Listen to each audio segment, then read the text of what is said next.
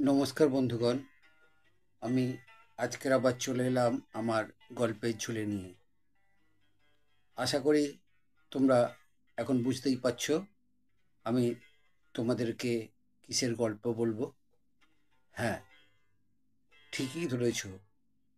আজ এখন আমি তোমাদেরকে বলবো আরব্য রজনীর গল্প।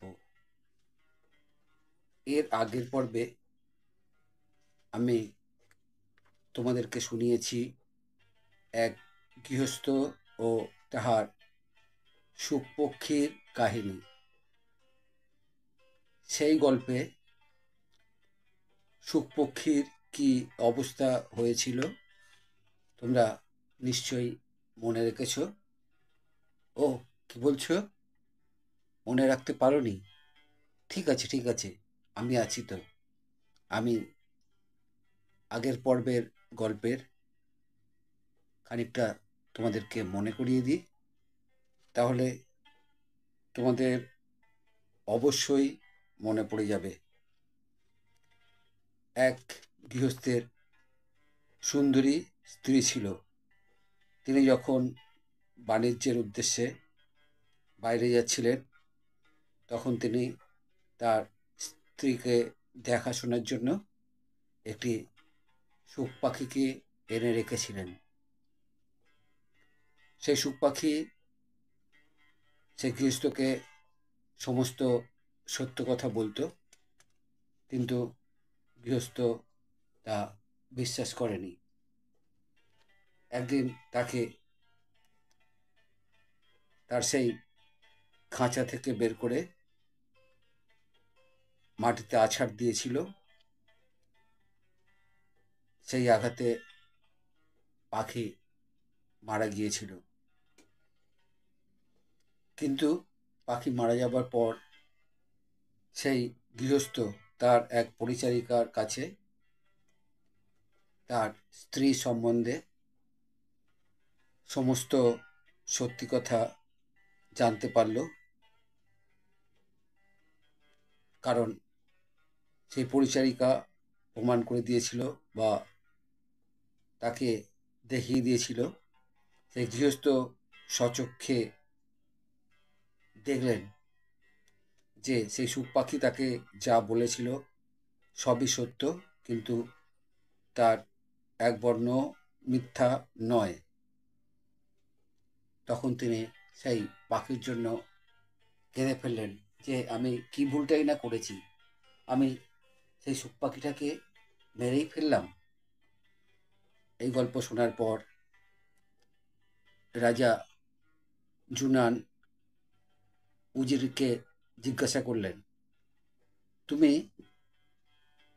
ঈর্ষাবশে দুবানের অনিষ্ট করার চেষ্টা করছো, কিন্তু আমি জানি এবং আমার দৃঢ় বিশ্বাস যে সে নিরপরাধ। এখন আমি যদি তোমার কথায় তাকে প্রাণদণ্ডের আদেশ দিই, তাহলে আমাকেও ওই গৃহস্থের মতো অনুতাপে দগ্ধ হইতে হইবে। অর্থাৎ তিনি যেমন সুখ পাখির জন্য অনুতপ্ত হয়েছিলেন, আমাকেও সেরকম অনুতপ্ত হতে হবে। উজির বললেন, এই হাকিম আমার এমন কি অনিষ্ট করিয়াছে যে আমি তাহার শত্রু হইব বা তাহাকে নষ্ট করিবার জন্য আপনাকে প্ররোচিত করিব? কিন্তু সে আপনার শত্রু, তাহাকে নিপাত করিলেই আপনাকে কখনোই অনুতপ্ত হইতে হইবে না। আপনার অমঙ্গল আশঙ্কা করিয়াই আমি কর্তব্যবোধে আপনাকে সতর্ক করিতেছি। আমার এ সকল কথা যদি মিথ্যা হয়, তাহা হইলে ইহার পূর্বে একজন উজির যেভাবে দণ্ডভোগ করিয়াছে, আমাকেও সেইভাবে দণ্ডিত করিবেন। আরব্য রজনী মানেই গল্পের মধ্যে গল্প। তখন সেই রাজা জিজ্ঞাসা করিলেন, উজির দণ্ডভোগ করেছিল, সেটা কিরূপ? তখন উজির সেই কাহিনী বলতে শুরু করলেন।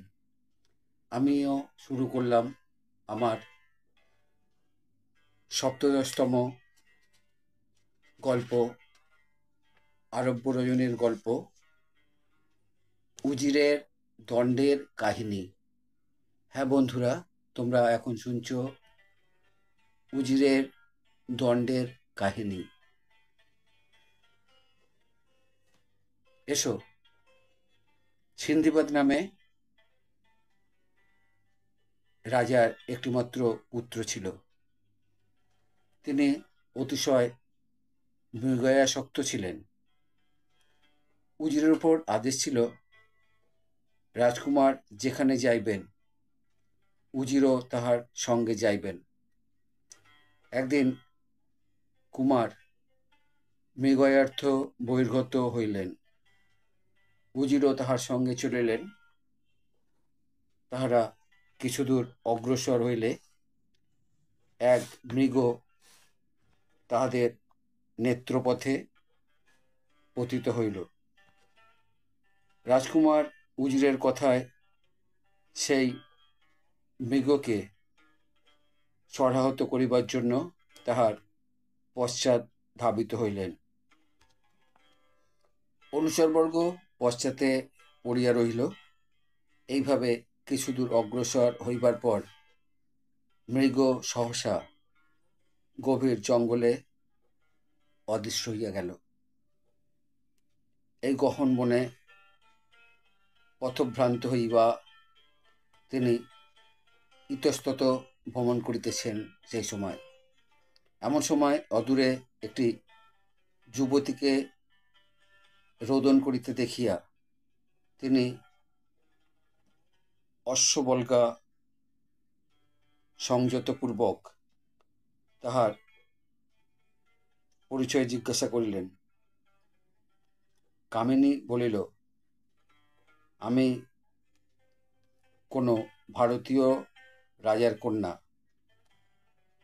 অশ্বারোহণে এই বনের মধ্যে দিয়া যাইতেছিলাম। নিদ্রাকর্ষণ হওয়ায় অশ্ব হইতে পড়িয়া মূর্ছায় যাই। জ্ঞান হইলে দেখি এই স্থানে পড়িয়াছি। আমার অশ্ব বা সঙ্গীগণ এখন কোথায় জানি না। কুমার তাহার কথায় দয়াপরবশ হইয়া তাহাকে নিজের অশ্বপৃষ্ঠে তুলিয়া লইলেন। তারপর কি হলো বন্ধুরা? হ্যাঁ, বলছি, শোনো তোমরা। তারপর এইভাবে কিছু দূর অগ্রসর হইবার পর যখন তাহারা একটি প্রকাণ্ড অট্টালিকার ধ্বংসাবশেষের নিকট উপস্থিত হইলেন, তখন রমণী একবার নামিতে চাহিল। রাজকুমার তাহাকে নামাইয়া দিলেন। রমণী তাহার মধ্যে প্রবেশ করিল।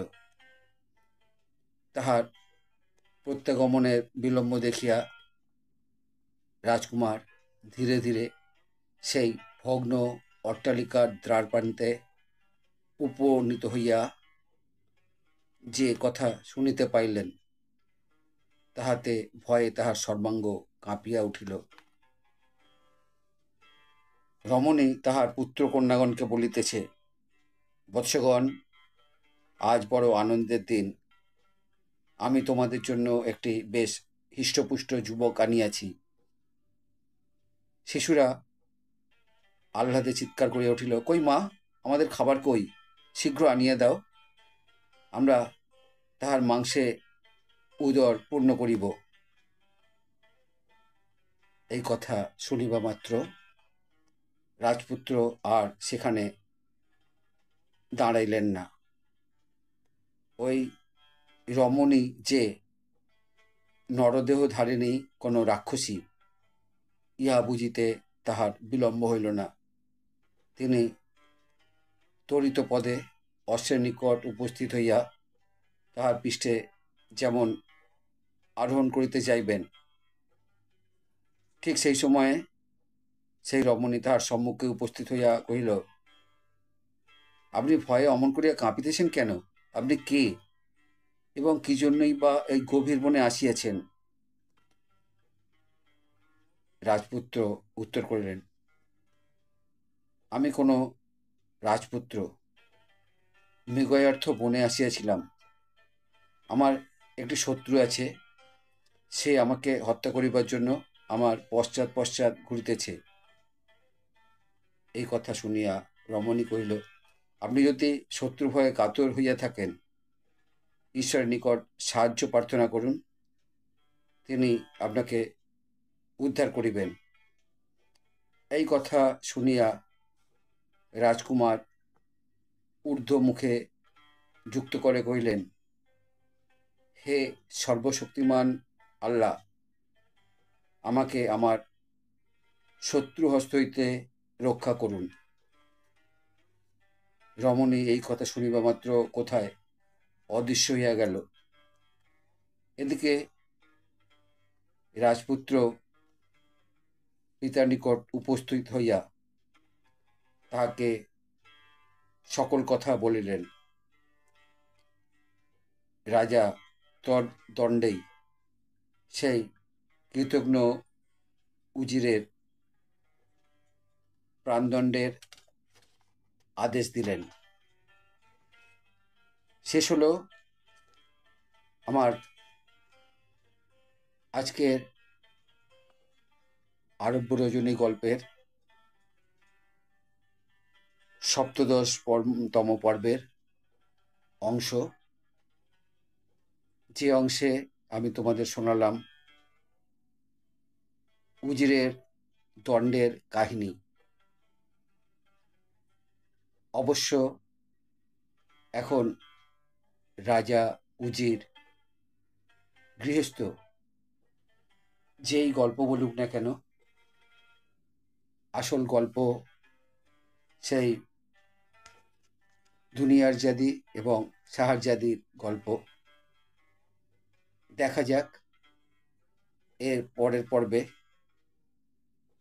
কে আবার গল্প বলেন। তোমরা যদি আমার আরব্য রজনীর গল্পের পরবর্তী অংশ শুনতে চাও, তাহলে তোমাদেরকে অবশ্যই অপেক্ষা করতে হবে আমার পরবর্তী ভিডিওর জন্য।